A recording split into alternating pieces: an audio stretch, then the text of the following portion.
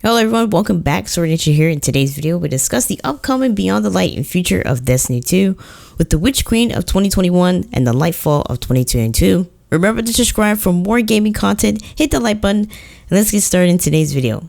So on June 9th, Bungie has showcased the future of Destiny 2 with the Beyond the Light, where the darkness has finally come to our solar system. A new power is born out of the Agent Pyramid ship. Drifter Eris and Exo Stranger is on Europa searching for answers. What we know so far, the destinations will be gone from the director, with the year 4 coming to expansion on September 22nd, is Mars, Mercury, Titan, Io, and also the Leviathan raid. But there's some other news regarding those destinations being gone and may be returning in future updates. Destiny is too large for efficient update and to maintain the size and the complexity of the game. Also contribute to more bugs and less innovation. That's why when you see, like, for example, Beaver, you always see that always popping up on your screen, and 99% of the time is that there's so much things and so much files into that game, causing the game to very crash in between games. And that's the problem that Bungie is trying to fix heading into this game and making the game more better and efficient, especially with updates like, for example, gigabytes on your PC and your console that will cause your game to crash all the time. So Bungie knows that the game is too large for itself to handle and is trying to decrease that to make the game better. I completely understand that situation. A lot of people feel like, why can't Bungie just keep all the plans all together and go on from there? Somebody asked me that in the stream yesterday about how I feel about the destinations leaving from the director. I feel like it's a good thing at this point. I feel like it will help the game, gain better efficiency, and maybe that's what's causing the game to crash a lot. And then I said to myself, a lot of those planets, those destinations that I mentioned in this video, 99% of the time we don't really play on those planets too much, like Mars, Mercury, Titan, and Io. We don't really use those planets 99% of the time.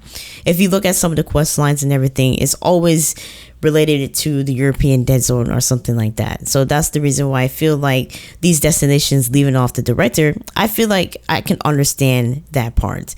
For me personally, Mercury and Titan, those are the two planets I don't really go on and don't get planetary materials. If you look at some of the economies planetary materials is usually Nexus and definitely the European dead zone a lot. The Tango Shore and the Dreaming City is going to stay in its place.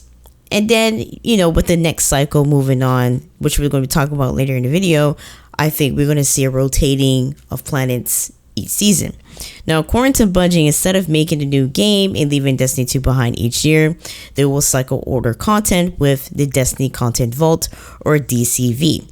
All the content from Destiny 1 or anything that cycles out from year 4 with the Cosmodromes, as well as 3 strikes, and the biggest news of all from this Destiny 2 live event from last week was the Vault of Glass raid making a return.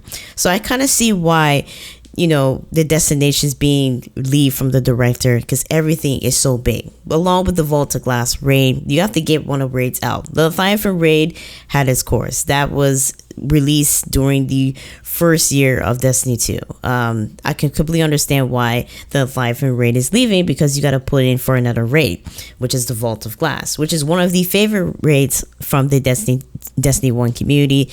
That is, in my opinion, which really put Destiny on the map, and what people got really like about Destiny was the raid itself. I think the Vault of Glass really set the tone in the future for Destiny from that year and on to further years, as you can see with the Lightfall of 2022. Now, somebody asked Luke Smith, would this be the end of Destiny 2? Because this says the Lightfall of 2022, and of course the darkness returning, coming back from the collapse, and the lights being sucked in and being sucked out from the darkness. Would this be the end of the franchise? Of course, Luke Smith kind of laughed it off and said this would not be the end of the franchise. This is just the beginning.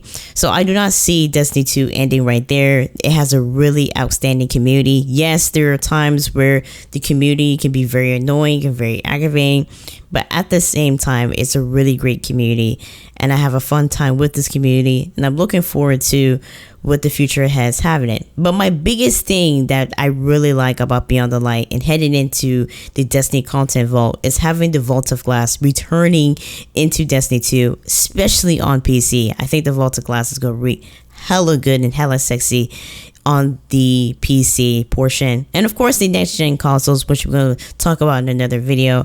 I think the Vault of Glass and all the content that was mentioned from this live event is going to do really well.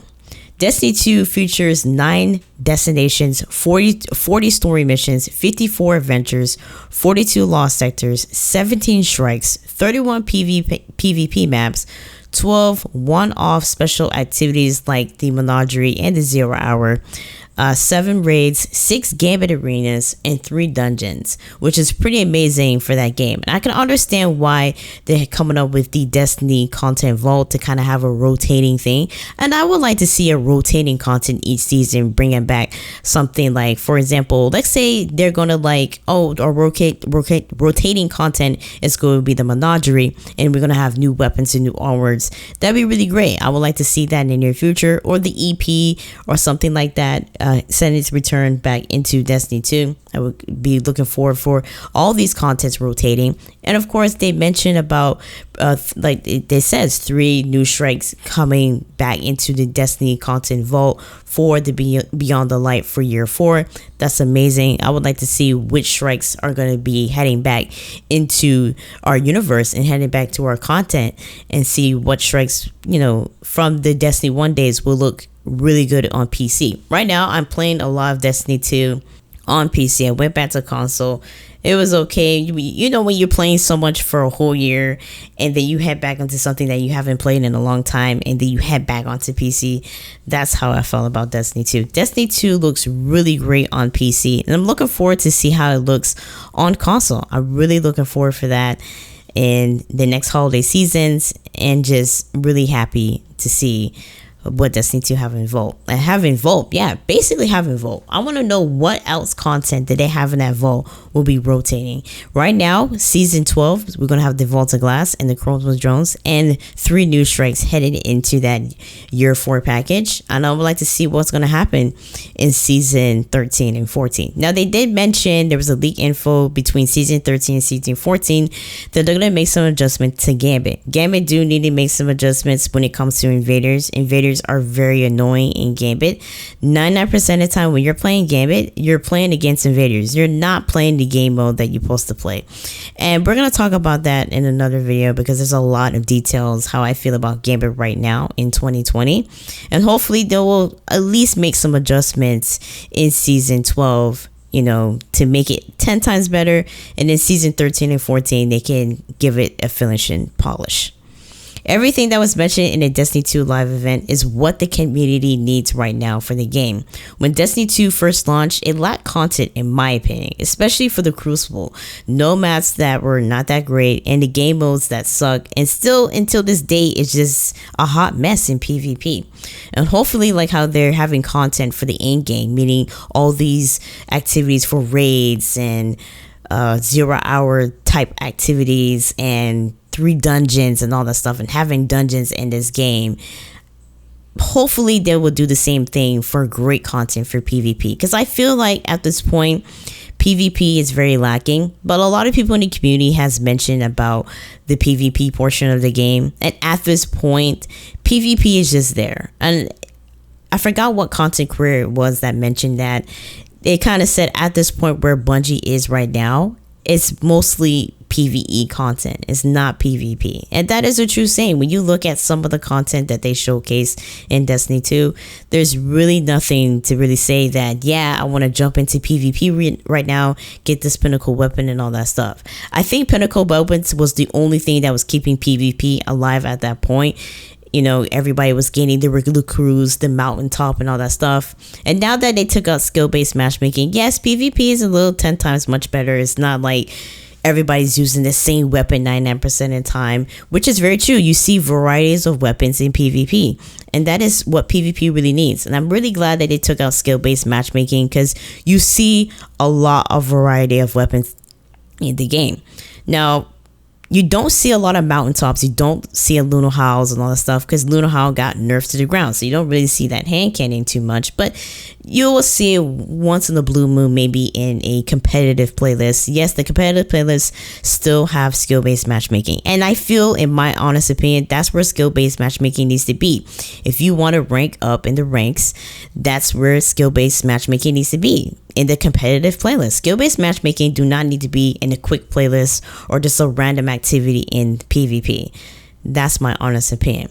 But hopefully, like I mentioned, with all these updates coming into Destiny 2, they'll make Destiny 2's PvP at least relevant to the game, because right now it's non-relevant. If you see some of the content creators that are streaming on YouTube and on Twitch and on Mixer, 99% of the time is PvP and game content that you see in Destiny 2. So hopefully they will make PvP grid again. It is grid again without skill-based matchmaking, but I would like to see new variety of maps into the future of Destiny 2. Let me know what you guys think about the future of Destiny 2 in the comment section. In the next video, we're going to be touch base on the next gen console and what it means for Destiny 2 and the owners who have the expansions in the previous consoles. If you'd like to see more Destiny 2 videos or any other related gaming videos, let me know in the comment section down below. Share today's video. Remember to hit the subscribe button and the bell icon for notification on my next video. And of course, in the next video, we'll be talking about some major news heading into Beyond the Light that was just revealed in the Destiny event that they have for the St. Jude community. Please guys, the links will be in the description down below. If you have enough funds or you're still working and want to contribute to the community, especially the St. Jude's Hospital, please donate right now to help the St. Jude Foundation. It's really great to my heart. I definitely will be donating money to St. Jude because of cancer and all the treatments that they have in those hospitals to help those kids. And right now with COVID-19 and everything like that, we want to make sure that those kids are staying safe and healthy during this crisis. So please donate to their cause and you will get something good in return. Destiny Bungie right now is having some raffles for, of course, the next expansion, Beyond the Lights, and other cool awards you get when you're donating to St. Jude. See you guys next time. Thank you for watching.